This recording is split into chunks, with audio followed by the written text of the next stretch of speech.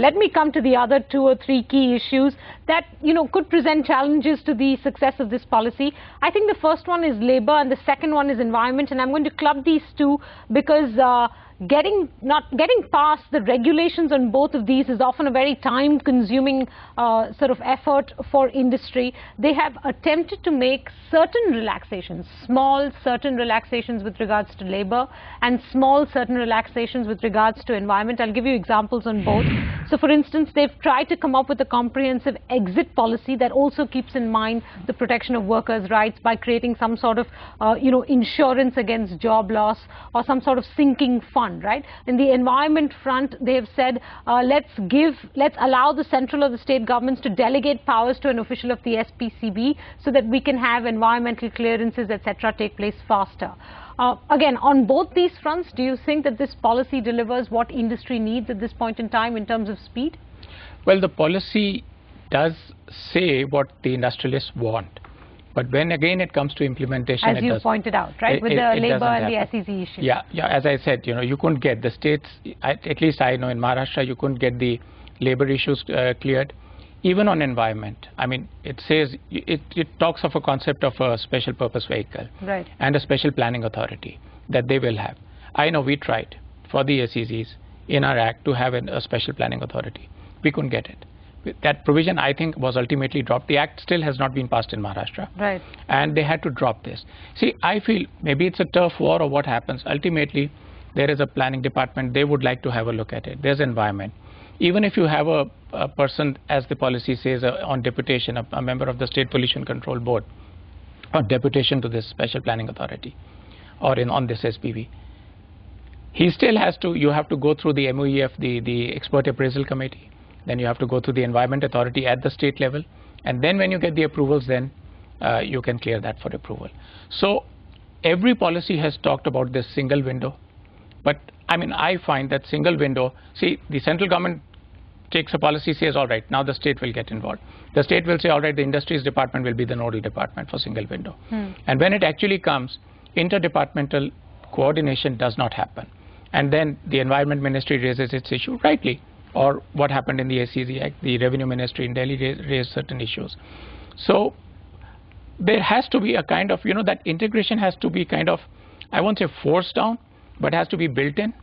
And then, how do you build it in? Because this policy attempts to build it in, but you're saying that based on previous experiences, we're not very hopeful that this single window promise will in fact be delivered upon. See, for that you require amendments to certain acts. What kind of amendment? All right, if you're saying that there'll be no public hearing required, it's a policy statement. But no public hearing only for the unit? For a unit. Yeah, now as long as the public hearing for the zone has been conducted. Exactly. Right? Yeah. So now if you want that to be implemented, you will require an amendment where there is a provision in the 2006 circular, at least in that amendment, that units, even if it's a category A unit, will not require public hearing.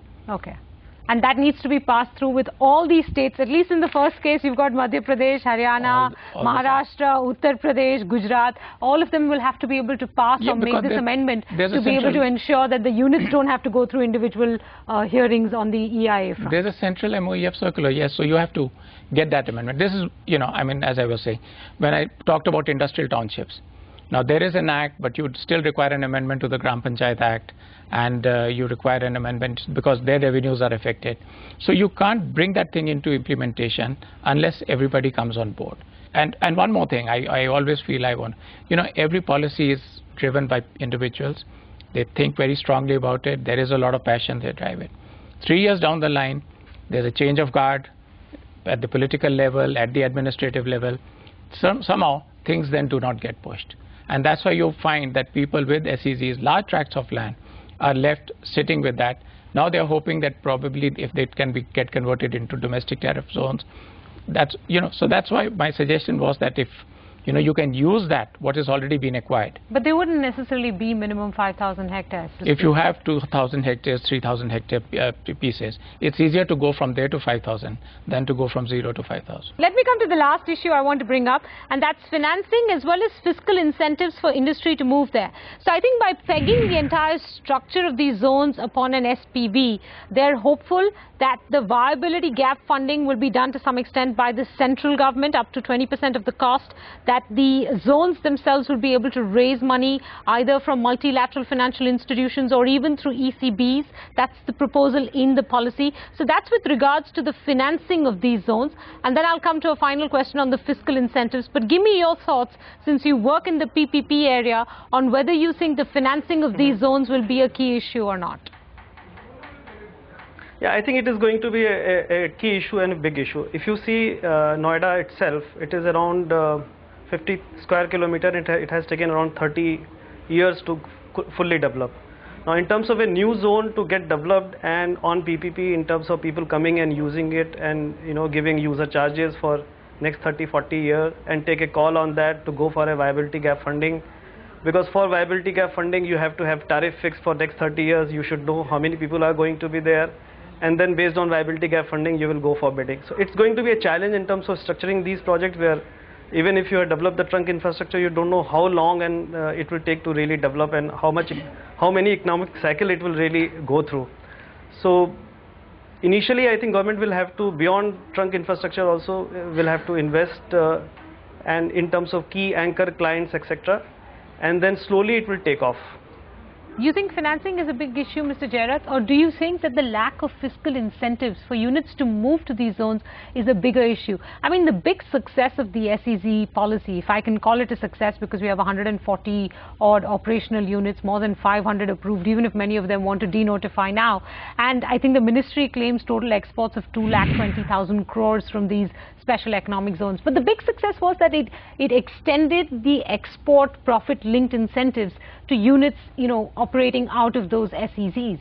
In this case, that is not going to be, the truth, because we are moving finally towards a regime of investment-linked incentives and not profit-linked incentives. If you don't give industry fiscal incentives, will they be interested in moving to zones like this? See, I think the incentive game comes up when states compete with each other to give more incentives. Right. When it actually comes to location of, unit.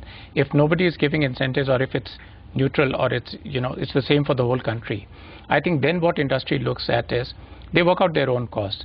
That how good is the infrastructure, how close you are to the port, what is the response time of the administration. In which case this DMIC will be a big advantage, It will be. So you don't need fiscal incentives. If you can provide the infrastructure, then companies will be sort of encouraged to move. Actually, yeah. Okay, so let me wrap up by asking both of you this question. Abhay, forget what this policy puts down in terms of the few details that are available. If the government told you that we need you to help us design a policy that will enhance the manufacturing potential of this country, what would you add, or what would you ensure would be the cornerstones of that policy that you design, which are missing in this policy? Frankly, it's infrastructure. It's already covered here. I think the issue would be that how do we provide it? In terms of state and central relationship, I think states were always excited to implement the project and to be part of it. And what state look forward to is what they can get from central in terms of financial assistance and what best assistance they can get. That is the biggest pot of honey for which I think state governments will compete and try to do something, because otherwise they have no reason to come to central government. I mean, they have got land, they have got labor policy, they have got environmental clearances, approvals, etc. within their own state. So they really don't need to come to central for anything. What would you have ensured this policy had, let's say maybe on the state-center coordination front, that would have ensured smooth consensus approach? I thought that the state and the center can identify, take any state, one zone, and they would say, all right, all these acts and, provisions which we are planning to give concessions on, this would, like the Environment Act would not be applicable, or whatever that has been envisaged, or an industrial township will be set up, or there will be a planning process, or even constituting that single window. If they agree and they say, all right, we'll go ahead with that, I think what we have to do is to implement one project successfully, and where the state government has taken some interest and can go a little extra mile and work with the central government. So, I mean, this issue we are discussing for very long in terms of policies, and plans never get implemented. It's time that we have to start talking how it can be implemented. So the one way is that, the 7 states, they really compete with each other, and we can show one successful example quickly. That will change the whole lot. Okay. We are very good in, replication and copying. All right, gentlemen, I'm afraid we're entirely out of time. I'm going to have to close this discussion there. That's a quick glimpse of a SWOT analysis of this national manufacturing policy. I must admit, we need many more details, which will hopefully be available over the course of the next several months to determine whether this policy has a chance of success or not. With that, Mr. Jairat, Abhaya, thank you very much for joining us, and thank you very much for watching.